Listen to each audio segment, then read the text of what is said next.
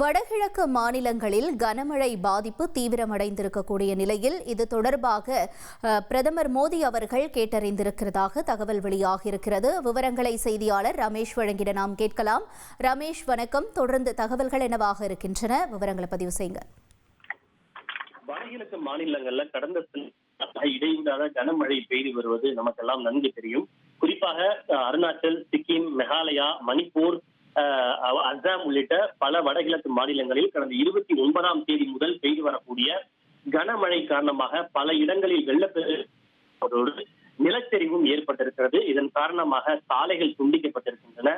மக்களின் இயல்பு வாழ்க்கை பாதிக்கப்பட்டிருக்கிறது. சுமார் 31 பேர் இந்த மாநிலங்களில் உயிரிழந்திருக்கிறார்கள். மொத்தம் 5.5 லட்சம் பொதுமக்கள் பாதிக்கப்பட்டிருக்கிறார்கள் இந்த கனமழை வெள்ளத்தின் காரணமாக. இந்த நிலையில்தான் பிரதமர் மோடி இந்த கனமழை வெள்ள சூழல் குறித்து வடகிழக்கு மாநில முதல்வர்களோடு தொலைபேசியில் பேசி அந்த சூழ்நிலையை கேட்டறிந்திருக்கிறார்.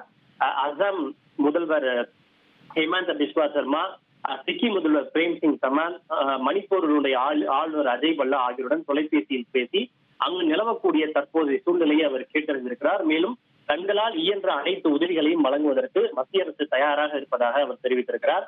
குறிப்பாக இந்த வடகிழக்கு மாநிலங்கள்ல 36 பேர் உயிரிழந்திருக்கக்கூடிய நிலையில் அதில் அதிகபட்சமாக அஸ்ஸாம் மாநிலத்தில் 11 பேர் உயிரிழந்திருக்கிறார்கள்.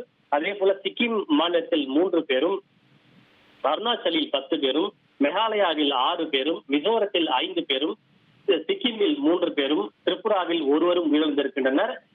இன்னும் கூட உயிரிழப்புகள் அதிகரிக்கலாமோ என்கிற ஒரு அச்சம் எழுந்திருக்கக்கூடிய சூழ்நிலையில் தான் மத்திய அரசு அனைத்து உதவிகளையும் வழங்க தயாராக இருப்பதாக பிரதமர் மோடி உறுதியை அளித்திருக்கிறார்.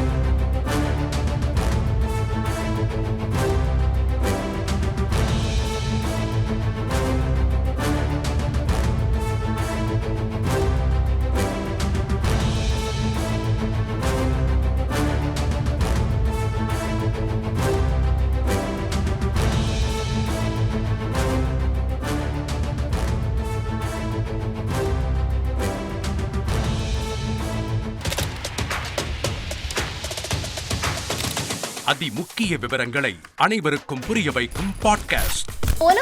தவிர்க்க முடியாத முதல் மக்கள் வளைகுடா நாடுகள் பிரான்சிஸுக்கு பிரியா சம்பவங்களை தேடி களத்திற்கே உங்களை அழைத்துச் செல்லும் ஸ்பாட்லைட். அங்க இருக்கக்கூடிய கள விவரங்கள் என்ன? அமலாக்கத்துறை கடந்த 5 வருஷமாவே சார் எனக்கு ரொம்ப பிடிக்கும் அவர் வர்றதுக்காக எங்களுடைய நியாயமான கோரிக்கை. Even at the cost of stopping. பார்வையாளர்களையும் செய்திக்குள் பங்கெடுக்க செய்யும் மக்கள் குரல். 50 ரூபாய் எங்களுக்கு தண்ணிக்கு ஒரு தீர்வே இல்லைங்க. 10 வருஷமா எங்களுக்கு சரியான ஒரு விடிவு கிடைக்கவில்லை. 60,000 ஏக்கருக்கு தான் கேட்கிறோம், பிச்சை கேட்கறாங்க. புத்தம் புதிதாக, வித்தியாசமாக ஹெலிகாப்டர்களின் உதவி என்ன படிக்கலான்றதுல பேரண்ட்ஸும் என்கரேஜ் பண்ணணும், ஸ்டூடெண்ட்ஸும் தேர்வு செஞ்சு. எனக்கும் சீமானனுக்கும் பெரிய வித்தியாசம் இல்லைங்க. ஒரு பாயிண்டா சொல்லணும். உங்களுக்கான தலைவர்களை பொழுதுபோக்கு தளத்தில் தேடாதீர்கள், போராட்ட களத்தில் தேடுங்கள். அனைத்தும் உங்களுக்காக. எப்போதும் இணைந்திருங்கள் தந்தி டிவியுடன்.